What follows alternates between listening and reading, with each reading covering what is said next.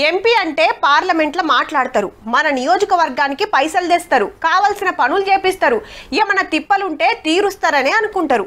అంతేకాదు దేశానికి ఏం కావాలనో మన దేశం పతారేందో ప్రపంచానికి చూపించే జిమ్మేదారి కూడా ఉంటుంది ఎంపీల మీదనే.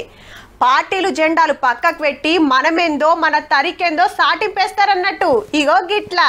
On international trade, India reiterates its support for rules-based, fair, open, transparent, inclusive, non-discriminatory and equitable multilateral trading system under the WTO.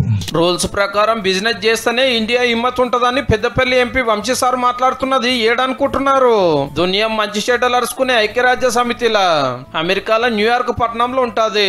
మన దేశంకెళ్ళి 15 మంది ఎంపీలను పంపిస్తే అందులో సార్ ఒక్కడు. అన్ని దేశాలు మంచిగా కలిసి పనిచేయాలి, అట్లయితేనే చెప్పున డెవలప్ అవుతాం. అప్పులు తెచ్చే కాడ ఒకటికి 2 మాటలు ఆలోచన చేయాలని కోరిండు కడమ దేశాలను. Trade must serve as an engine for inclusive development, supporting commodity dependent economies and enabling fair participation of developing countries in global value chains. ఐక్యరాజ్య సమితి ఆకిట్లున్న మన గాంధీ తాతకు నివాళులు అర్పించిండు. వంశీ సార్ ఎంపీగా గెలుచుడు ఇదే తోల్తా.